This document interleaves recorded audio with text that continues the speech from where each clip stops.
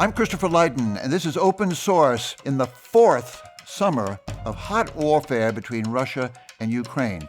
It's a cruel and deadly war that doesn't know how to stop. Our guest to offer a helping hand is the journalist and analyst that I've leaned on heavily, Anatol Lieven, an esteemed correspondent for the Financial Times in London, but now at the Quincy Institute for Responsible Statecraft in Washington, with his eyes on Eurasia in general. We won't stop the war with this podcast, Anatol, but we could get to know it a lot better. And I'm thinking, what if we went at it backward? Consider the counterfactual, hypothetical notion that great nations admitted their mistakes, which they don't. Might not the United States have declared by now that President George W. Bush went far astray more than a decade ago enlisting Ukraine into the Western military alliance known as NATO? Yes, indeed. I mean, that would be a very good start. But as so many people have written, after the much greater, at least for the US, catastrophe of Vietnam, when a lot of people thought that this would bring a fundamental change in attitudes to US foreign and security policy and how it is made. But in fact, this only lasted a very few years. And then under Reagan, essentially the national gods were put back on their pedestals and the whole Vietnam experience was swept under the carpet. And I think there is a certain similarity there because, of course, Vietnam was not, well, it didn't start as a Republican war, although their pressure had a good deal to do with it. But of course, it was launched by a Democratic administration, just as the whole disaster of NATO expansion was initially launched under a Democratic administration, was then, taken over by a Republican administration. Yeah. But the greater part of the bipartisan foreign and security establishment, which extends deeply, of course, into the US media and the US think tank world and US academia, backed this policy. So it's not just a question of Republican Party or the US government or George W. Bush admitting they made a mistake. Most of the US establishment would have to admit that it made a mistake. Well, I'm not hopeful about that happening. Yeah, and it had a lot of right-wing impulses in it, but I still think of it, I think we will forever think of it as Joe Biden's war. Well, Joe Biden's fault was that I think he inherited a policy which was initially adopted because it was thought to be cost-free and risk-free. And even after it had become apparent that it involved huge potential risks and huge potential costs, which was absolutely obvious the case from 2014 on, he did not have the moral courage to say, look, the facts have changed. I mean, just to say, look, we adopted, or Bush adopted this policy in a previous kind of world. This is a different world. We need a new policy. When Bush adopted this policy, he didn't think that there would be a real possibility of war resulting. Now we know that there is. Right. So we have to change. But that's very difficult when, as I say, it's not just successive administrations, but hundreds, thousands of journalists, think tank apparatchiks, professors, diplomats who've all been supporting this. And of course, there is also the question of formal personal responsibility, because nobody appears to have paid a price, even to a great extent reputationally, for the catastrophe of Iraq. Because you mentioned the Financial Times. Well, I just, to my horror, saw an article in the Financial Times treating John Bolton as a reputable, respected, serious foreign policy figure. Well, I mean, how anyone can think that after Bolton's record in office. Now, look, I'm not saying that I agree with the Trump administration's, persecution of him and prosecution of him, but, I disagree fundamentally with that, as with so many other things Trump has been doing. But equally, I haven't forgotten Bolton's role in these previous catastrophes. I'm just very glad you mentioned the Iraq War, because that was where I met you, so to speak. In the London Review of Books, you wrote a history of the Iraq War before it happened, and you were dead on. A complete disaster, ill thought, and then badly executed, but just a complete mistake. And you read it in advance, and you've been in a sort of special place in my mind ever since. But of course, going back to admitting mistakes, the United States never apologized for the war in Vietnam. We walked away eventually, or helicoptered away. What is the assumption in the deep state? That the world will forget, or the world will know that we're feeling terribly sorry about a historic blunder, or what? I think the assumption is that if you all stick together and sweep it under the carpet, the American people will forget, which they have overwhelmingly, if you know American students. And as to what the rest of the world thinks, we don't give a damn. Although we have to mention that Senator Fulbright held extraordinary hearings about the Vietnam War, had all the relevant diplomatic, military witnesses before him. They were seriously questioned. And somewhere there, the lesson is recorded. Yes, recently Seymour Hersh, that great figure of that era and ours, remarked that the image of parts of a US establishment and the US media who were really willing to challenge power over foreign policy, ask searching questions. I mean, yes, investigate the CIA and its crimes. That's something, we're both of a certain age, that we grew up with this belief in the 70s and 80s. But as Hersh said, actually, that was a very brief interlude. That wasn't true until the later 60s, and it hasn't really been true since the 80s. An interlude of critical thinking, you mean? Yes. I'm glad you mentioned Cy Hersh, too, because I think immediately of David Halberstam, who pulled the veil off that war, The Best and the Brightest, eventually, in a historic book. Where are they? Where has the New York Times been all this time? Referring endless numbers of times to the unprovoked war of Vladimir Putin in Ukraine. Well, in fact, we know that he was provoked, and I want you to detail that. But where has that story been? We've suspected it, but not read it. Well, I mean, look at the treatment of Hersh himself. This is a man who, because of his previous role in exposing atrocities at My Lai, at Abu Ghraib, should be among the most respected and published journalists in America. But since he has opposed the current consensus in the American establishment and media establishment, he's been banished to the fringes. This, if I may say so, has been remarked as often as long ago as Tocqueville. This is the way that the United States works, and Europe too, I have to say. People are not shot, previously at least until Trump, they were not imprisoned, but they are banished to the fringes, where they are not allowed to talk to mass audiences. And of course, we see that over Ukraine to a great extent. We see it even more firmly over Gaza, until, evidence becomes so overwhelming that something does begin to change, but very, very slowly. You're in a wide swath, Anatol, of close observers of Eastern Europe who say neutralization was and is the neglected key to peace and security around Ukraine, in Ukraine, all the more if Russia's army and the NATO alliance are both tied into policing the neutral Ukraine frontier that lies between them. Give us that alternative to war as you have believed in it for years. Neutrality for Ukraine. It partly comes out of my having visited Finland and Austria on a number of occasions during the last decade of the Cold War. Now, these were neutral countries by treaty with Moscow. Those were the terms on which Finland ended the war with the Soviet Union and on which Soviet and NATO troops withdrew from Austria.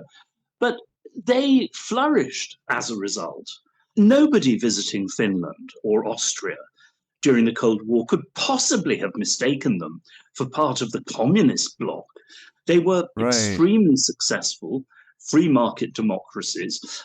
Finland, during the Cold War already, regularly came high or highest in the list of happiest countries on earth. I could never understand why Finlandization was used by Western establishments as an insult.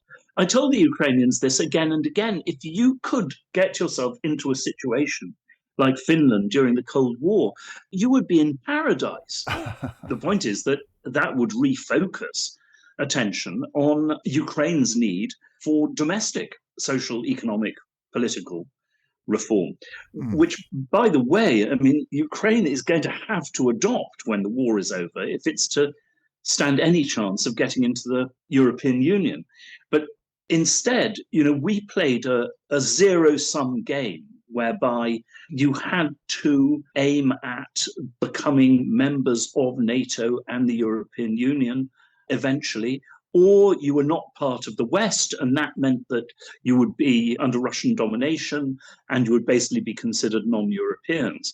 And given Russia's immense stake in Ukraine from so many different points of view, that was a deeply stupid and irresponsible line for the West to take. Where does this suspicion of neutralization come from? I'm thinking particularly of the example you cite of Austria after 1955. No foreign bases in Austria, no military alliances.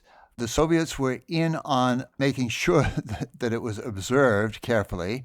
And as you say, everybody lived, fat and happy forever after. Where does the case against, oh, you can't be neutral, where does that come from? Well, I think it's partly, this old spirit of you're with us or you're against us. But I think it also comes back to, what's been called the Wolfowitz Doctrine Hmm. of 1992, which has in effect been was adopted by Clinton, Bush, and Biden, and of course, a great many officials, though not perhaps the presidents themselves, under Trump and Obama. And you remember, I mean, what the Wolfowitz memo to the first Bush administration said was that America must have complete dominance, not just in the world as a whole, but in every region of the world. Hmm. No other country will be allowed to have any influence beyond its borders, except that which is explicitly agreed to by the United States and is in US interest. And countries will also have to change their domestic systems in accordance with US wishes. Well, I mean, as sensible people wrote at the time, I mean, this is completely megalomaniac. And it's Hmm. bound to create a harsh reaction. I mean, as we're seeing, I mean, not just from other countries that consider themselves great powers, Russia, China, increasingly India, by the way, but actually countries all over the world, Hmm. as one sees now from the rejection of US policies by most of the world, who are simply not willing to be bullied in this way. I wonder, what is the chance so deep into this war of getting back to a goal of a neutral Ukraine, like Austria, like Switzerland, like Ireland for that matter? Well, I mean, the only way that this war can end is with a guarantee not to take Ukraine into NATO, because otherwise the Russians won't stop the war. From that point of view, Ukraine will be neutral. Whether Ukraine can get into the European Union, now Russia has actually agreed to that in principle. It acknowledges Ukraine's right to get into the European Union. But whether it actually can, or whether the European Union will allow it to join, and of course that's a very different matter given the huge challenges involved. Of course, I mean, what you will have in Ukraine after the war is tremendous anti Russian feeling for very understandable reasons. But what really worries me as well is that you do now have in Ukraine a very large, very heavily armed ultra nationalist movement. Yes. Now, they don't have huge public support, but they do make up some of the most effective and formidable parts of the Ukrainian armed forces. My nightmare for Ukraine is Italy or Germany after the First World War, where Hmm. you have, all these deeply embittered veterans coming home after a war which both of them see as lost and forming an extremely dangerous force Hmm.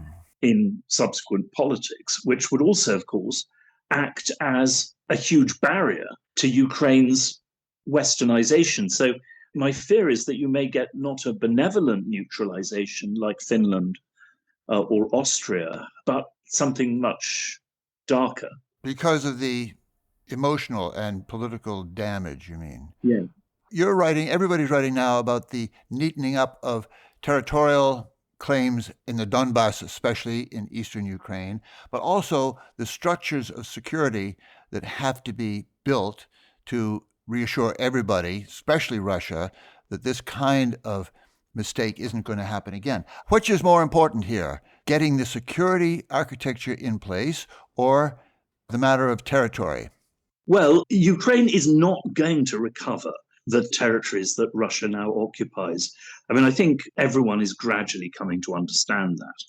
On the other hand, unless the Ukrainian army has been badly defeated, which it hasn't been so far, it's hopeless for the Russians to demand that Ukraine withdraw from territory it still holds in the Donbass, because no Ukrainian government can do that. It would be suicide for Zelensky to order the Ukrainian army to do that. I think he would be overthrown.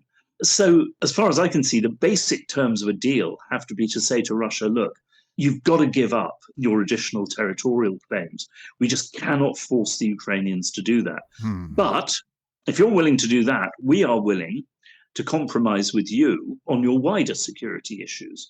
Now, that would mean no NATO, no Western troops in Ukraine. There was an interesting proposal by the Russians, not so much for what it said explicitly, but for what it implied, which is that security guarantees to Ukraine should be given by not just the West, but by Russia, China, the United States, France, and Britain. Well, that means the United Nations Security Council. So what you're looking at is a treaty ratified by the UN guaranteeing Ukrainian security and guaranteeing Ukraine's territorial integrity, within the borders established by a peace settlement. That, it seems to me, is one way forward, because Russia has spent tremendous efforts wooing what it calls the global majority, and of course is heavily dependent on China. And China certainly did not want this war and wouldn't want it to resume. So that would create a major barrier against Russia resuming the war. But also, the West has to be allowed under the peace settlement to go on providing Ukraine with defensive weapons. But that was actually written into the Austrian State Treaty. In those days, I think it was fighter planes and tanks. Now it would be long-range missiles and fighter planes. But that, for me, should not be seen as a huge sacrifice, because what this war has shown is that you can create tremendously strong defensive lines with a combination of mines, drones, and artillery. Both the Russians, when the Ukrainians were attacking, and the Ukrainians now, when the Russians are attacking, have shown just how much smaller forces can stop offensives at immense cost. Yes. So I think we should offer a deal along those lines. Look, we will also save your face in Moscow by agreeing that we shouldn't provide certain categories of weapons to the Ukrainians, but you cannot ask us or ask the Ukrainians to render themselves defenseless. We're not going to agree to that. That has to be our position, you're saying? Yeah. This has been a war of many, many changing and different narratives, almost all of them false narratives that obscured a real story as it was unfolding. I mean, the beginning Ukrainian nationalist narrative that they could imagine winning against a vastly bigger, tougher Russia. And then when that failed early on, there was the surge narrative of a Ukrainian recovery in the battlefield. There was a Pentagon narrative of a larger purpose in this war to take Russian power down a peg or two. Didn't happen. There was the Donald Trump narrative, of course, a pure fantasy that he could resolve the war and the contest overnight. And then from time to time, in a strange way, a narrative in the casualties, the shock of gruesome casualties and death on both sides of this war, a real horror show that hadn't quite been anticipated. We civilians want to hear the Anatol Lieven through narrative, looking back on 3.5 years now of kind of repertorial, intellectual, military, political chaos that we never understood. How do you describe this to your kids or your neighbors when they ask you, what was this all about? I think two things came together. One, which I was so much accustomed to thinking about and looking at, when I was previously a journalist in South Asia and the Middle East, is post-colonial, post-imperial battles over territory and identity. Because in many ways, this Russia-Ukraine war is also a belated Soviet civil war emerging out of the fall of the Soviet Empire. Just like the Indians and the Pakistanis in Kashmir, the Pakistanis and the Bangladeshis in 71, the Sri Lankans, and God knows how many cases, in Africa and the Middle East, coming out of the fall of empires, and then the successor states or minorities fight over territory, over identity, over secession and separatism, about all these things. So that's one aspect of it. Very, very familiar, it seems to me. And which also means, by the way, that Russia has no more intention of attacking France or Britain than Pakistan has of attacking Thailand. That's not what this war is about. Right. But secondly, of course, what then inserted itself disastrously into these post-Soviet disputes, which in the case of Ukraine until 2014 were entirely peaceful, was that the United States, backed by a majority of Western countries, tried to insert not merely its economic interest, which influence is fair enough, but its geopolitical and military influence into the middle of these Russia-Ukraine disputes on Ukraine's side.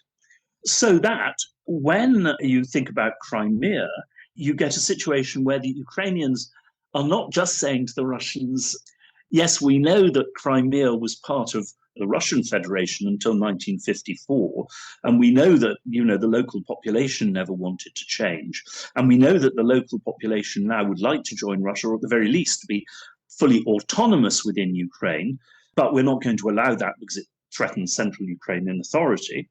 They weren't just saying that, but they were also saying, oh, and by the way, we are going to join NATO, which means that the Russian naval base at Sevastopol is going to be expelled, and you're going to have the American Navy there at some point in future. Well, it really, really ought not to be difficult for Americans to understand why that was likely to cause a war, because you're telling the United States not just that Mexico is going to join a Chinese-led military alliance, but, oh, by the way, so is Hawaii, and we're going to kick the US Navy out of Pearl Harbor. And why would that worry you? You can go back to San Diego. Why would America worry about that?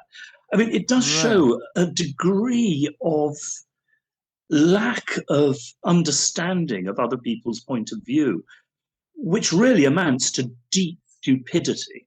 Yeah, or even of just simple awareness. I was always amazed that people didn't talk more about the Cuban Missile Crisis, which was brought on by some version of this phenomenon, Khrushchev bringing nuclear missiles into Cuba, and the response was automatic and swift and incredibly reckless, but that this cannot possibly be allowed to happen.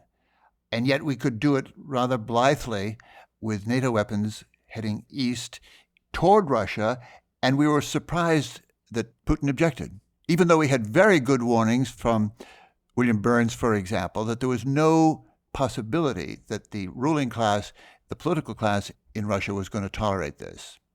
Why did we not make those connections? It's a marvel to me. And our news media didn't see it either.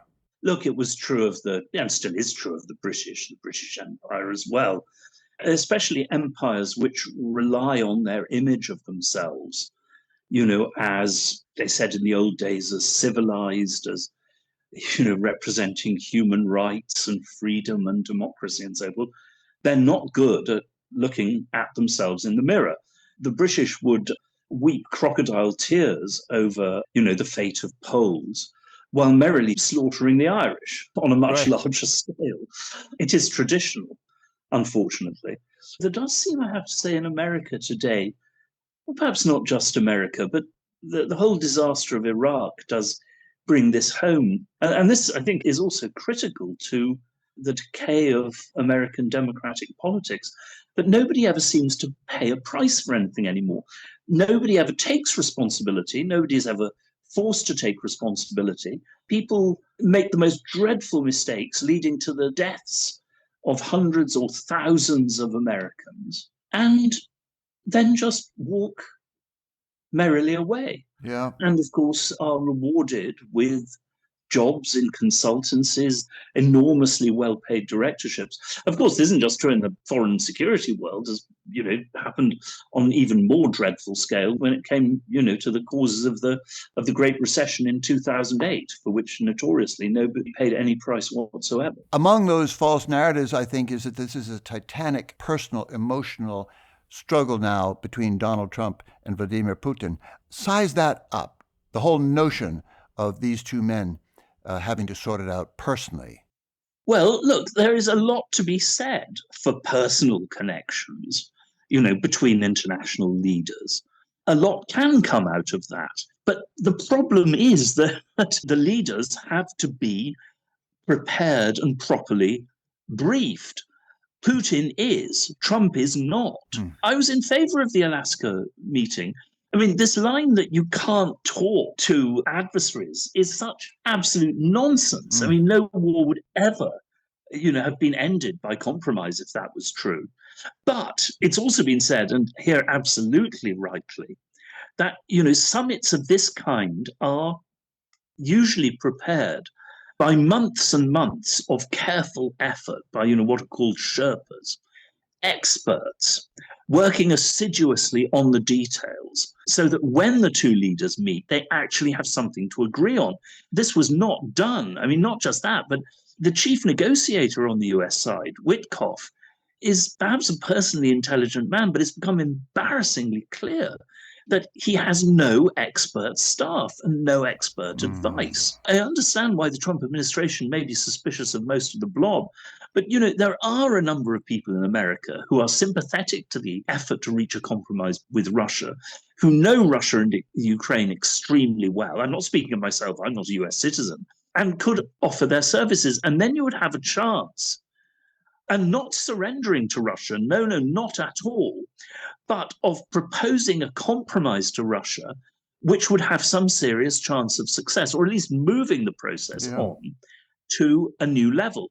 But you can't do that if you lack the knowledge to negotiate in detail. And if you continually throw out new, off-the-cuff ideas, either which you haven't talked about with the Russians, or that you have talked about, but you've misunderstood what the Russians have said to you, which appears to have been the case. So interesting. Every few days now, Sergei Lavrov looms into view, the Russian foreign minister. I always say that's what a real diplomat looks like: a detail man, a frank man, a man with long experience in history.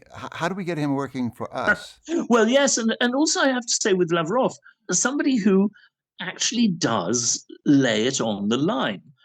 When Lavrov says that something is non-negotiable, he means non-negotiable. There will be no NATO or American or Western military presence in Ukraine, period. Yes. And you can bet on it. Yes, but I think by the same token, if he says publicly that something is negotiable or is open, you can take him at his word. Now, that doesn't mean that in the end he's going to agree, but he means that the issue is indeed open for negotiation. So one of the things that we've got to do, and which I always thought was the job of diplomats, but it doesn't seem to be anymore, or for journalists for that matter, is for God's sake, listen to what the other side are actually saying.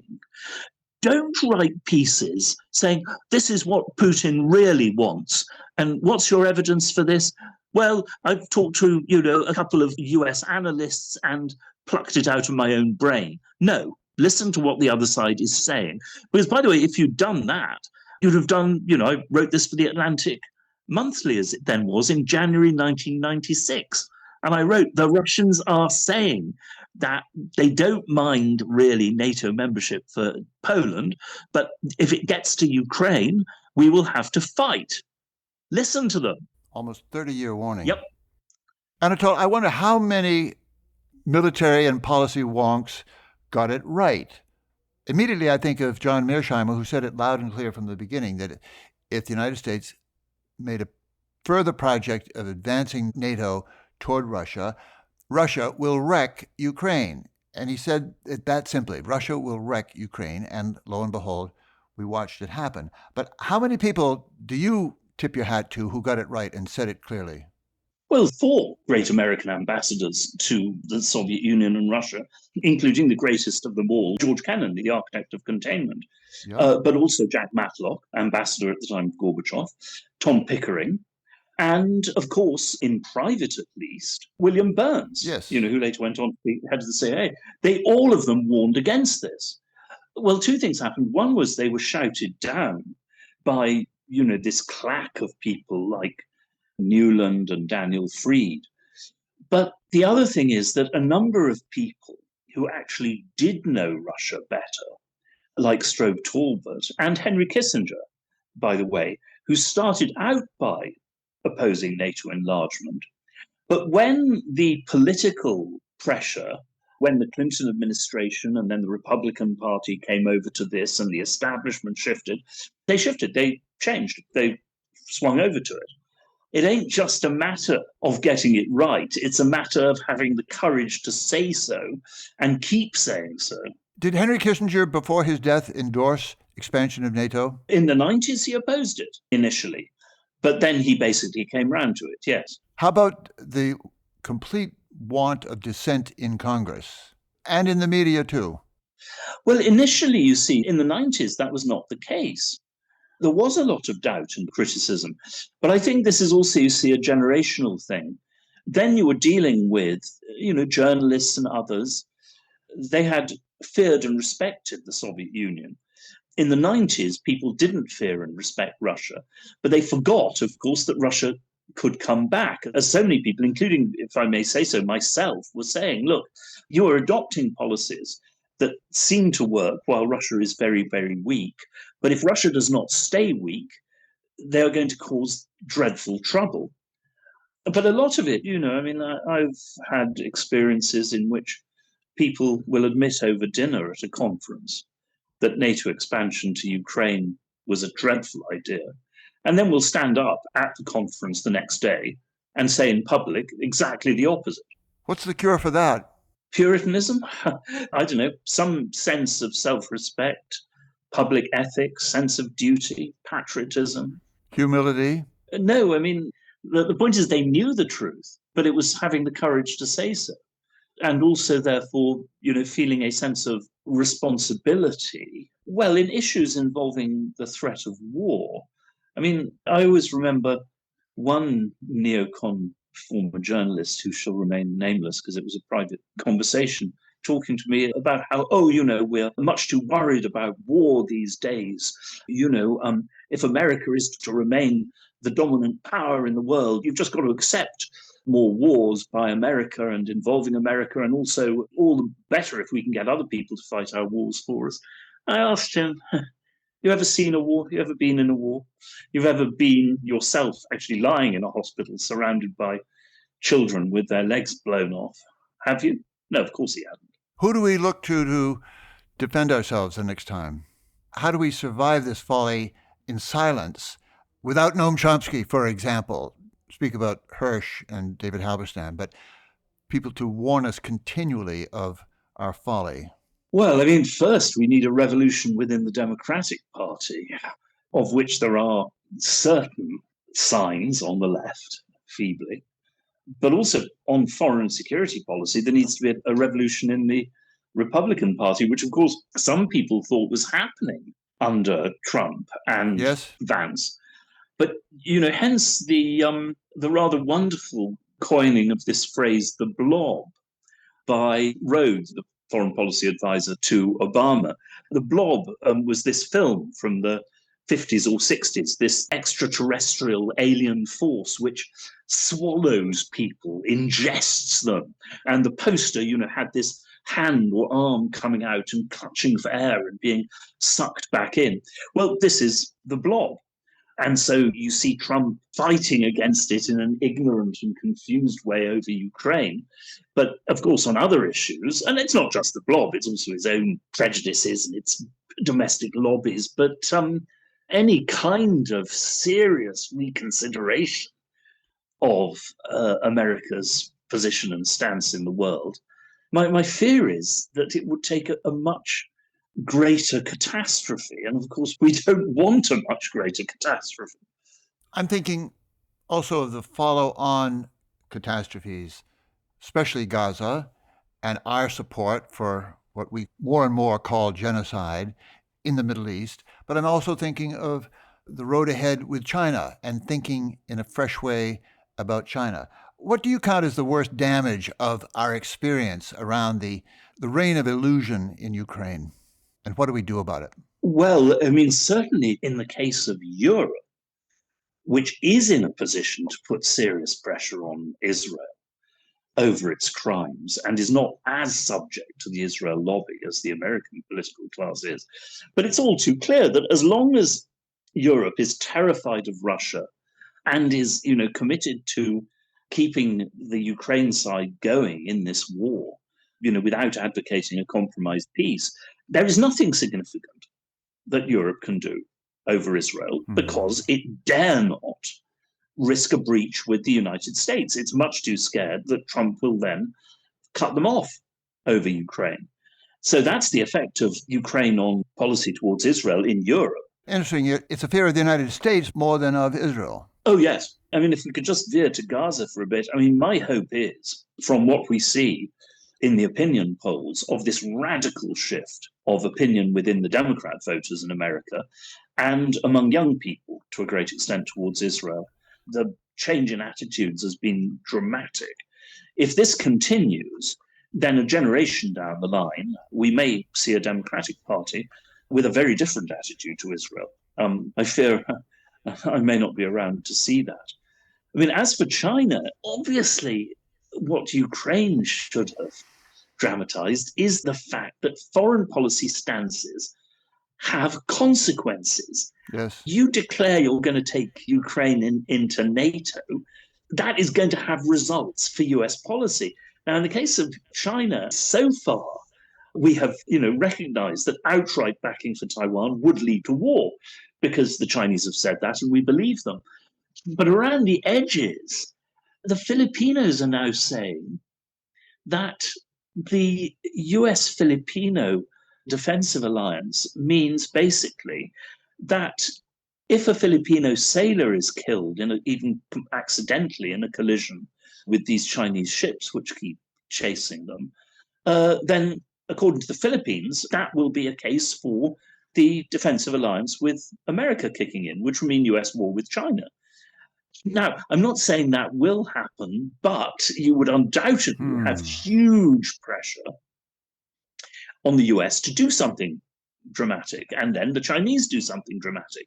And there we are. Now, by the way, I mean, saying that, I think the Chinese have been damnably stupid and also crazily aggressive in the South China Sea. Because what risks really dramatizing things is precisely if a Chinese ship and Filipino ship collide. Well, a couple of weeks ago, two ships did collide when the Chinese were chasing this Filipino ship. I mean, by the mercy of God, it was the two Chinese ships that collided, apparently killing several Chinese sailors. But if you've watched that film, it could just as easily have been, because the Chinese ships were behaving with absolutely gross irresponsibility. They could have cut the Filipino ship in half, or of course the Filipino ship could have swerved and hit the Chinese ship and sunk it. So, I'm not defending the Chinese, but both sides in this issue, have to observe caution because there really is a risk that otherwise it's there in Ukraine as well, that some place, that nobody has ever heard of, like Sarajevo in 1914, will set off a global conflagration. At least in Ukraine, we're talking about, in big inhabited places. But in the South China Sea, you're talking about the second Thomas Shoal, not even the first Thomas Shoal, which has nothing on it but turtles and seabirds. I'm wondering about another lesson to be drawn here in the Ukraine experience about modernization and political reform and Ukrainian nationalism specifically. The premise was that their European longing had taken over their history with Russia, and they were ready to join Europe in overall modernization, but that they confused the economic and the political rights side of life with military entitlement, and that you could go from a sort of a moral case for modernization to a righteous case for pushing NATO east and daring the Russians. Turned out to be a wrong bet, but maybe a lesson for the whole notion of political modernization that leads too easily into military disaster. It seems to create a kind of moral right to modernization, but there's a trap there. Does that make sense? Yes, I mean, the terrible thing about the expansion of the EU and NATO is that you've got a situation in which, and I've done this myself, I'm ashamed to say, often you fall into it, in which the EU is treated as Europe and NATO is treated as, and is spoken of as, the West. Therefore, if you're not in the EU and NATO, you are in some sense not really Europeans and not really Western, which, let's face it, a great many of our colleagues, though they don't say so, what they really mean is you're not civilized. That's interesting. That creates, well, first, it tells the Russians, since you're never going to be in the EU and NATO, you're not European and you're not civilized. Well, guess how that goes down. But secondly, it creates this huge pressure in all these countries to be members of these institutions. Now, even when actually, and of course, this becomes a tremendous nationalist case as well for joining the EU and NATO in, as it was in the past in Poland and Hungary and the Baltic states.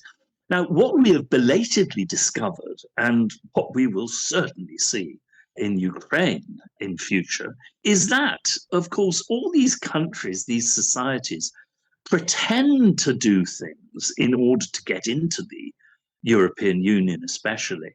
And then, of course, once they're safely in, very different older political cultures re-emerge. So the European Union, is supposed to be at its very core opposed to ethnic nationalism. But actually what has happened, it's ingested Polish ethnic nationalism, Baltic ethnic nationalism. It really only talks about Hungarian ethnic nationalism because, of course, that's critical of the EU. But everybody else increasingly gets a free pass. And so, incredibly, you see an article by Marcy Shaw in the New York Review of Books talking about Russian as a language of evil, which must be abandoned or wrecked and completely transformed. The idea that she would write this in any other context is ludicrous. What is she talking about? She's not talking about Chekhov and Tolstoy. Because of the invasion of Ukraine, Russia has become an evil language. I've heard little bits of that Ukrainian culture is way underrated, Russia's way overrated, and you want to turn the page, of course. You see what I mean? That these ostensible Western liberals in the EU have ended up endorsing nationalist cultural attitudes to which they were always supposed to be inherently opposed. So the EU is in a very strange position of, on the one hand, trying to become more and more and more centralized, while at the same time bringing in countries which are absolutely categorically devoted to their own national identities and their own national interests. And where that will end up in future, I really don't know. What I do know is that if this also extends, as it is really beginning to France and Germany, it will be the end of the EU as we know it. And after all, it extended to Britain, and the result was Brexit. Beware ethnic nationalism, and Ukraine's maybe in particular in this moment. The more you speak, Anatol Lieven, I'm thinking how to measure what feels like a gruesome tragedy in the world and how to recover. Do you have any, I don't mean to say optimistic, but thoughts for recovery? Well, I think there is a viable peace settlement in Ukraine, whereby basically the territorial front line is frozen in Ukraine and the geopolitical front line is frozen more widely. And by the way, what nobody ever mentions about Ukrainian neutrality is that it cuts both ways. NATO has to promise not to expand, and Russia, the Russian-led or dominated security organization, it has to promise not to expand. In other words, Ukraine will not end up in NATO and it won't end up under Russia. That seems to me the only way to go. Now, in order to get there, one of the things, I think, among our own commentariat and God knows in the US Congress, is for people actually to develop a sense of responsibility. And by that I mean, I have always said, people who say, the Ukrainians must fight to the last, we must support them, we must reject any compromise with Russia, we must fight to recover all of Ukraine's lost land. I say to them, who do you mean by we? If you are volunteering for the Ukrainian army, I will, and I mean this entirely seriously, I will pay for your boots and your uniform, and I will kiss you goodbye at the airport. If you will actually take responsibility. If not, then at least take moral responsibility for the thousands upon thousands of Ukrainians who are going to die seeking what is quite obviously by now an illusory victory. You will share responsibility for those deaths. Think about that. Last word, Anatol. I want you to speak as a sort of senior wise man of the Quincy Institute for Responsible Statecraft, honoring in its name John Quincy Adams, who famously said that the American state does not go abroad in search of monsters to destroy. Generally, Quincy Institute sets a standard of realism and restraint in foreign policy. What's the lesson here? Well, the lesson is that people should listen to us, and if they'd listened to people like us, we wouldn't have got into the Iraq disaster. We would have quit Afghanistan in good time. And, if you go back far enough, we wouldn't have gone into Vietnam. But also, of course, what not to do is to create monsters, which we've seen again and again. How the rival or enemy of the moment is, as the British journalistic phrase has it, monstered. And everybody, one after the other, is portrayed as Adolf Hitler, Saddam Hussein, Ayatollah Khomeini, Gaddafi, and then Putin. I mean, all the Soviet leaders, Now, some of these are very nasty people, no question. But then, as I think Trump has said in one of his more honest or lucid moments, we've got plenty of monsters on our side as well. We will remember that. Anatol Lieven, it's a great pleasure and privilege to hear you share with us as citizens what is just dawning on us that we've been through. Thank you so much, and let's do it again. It was a great pleasure, as always. Thank you.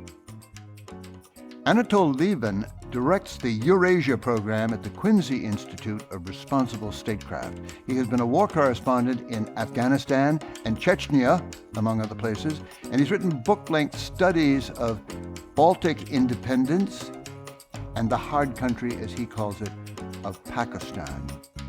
Our conversation here at Open Source relies on listener support. If you haven't done your part yet, now is the time to go to radioopensource.org/donate and pitch in to keep the world's first and longest running podcast going strong.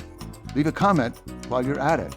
We're proud to be a founding member of Hub and Spoke, a Boston-based collective of independent, creator-owned podcasts. Our shows range from technology to history to politics to art. We come together around the principle that independent voices and independently funded media are more important now than ever. You can learn more at hubspokeaudio.org. And thank you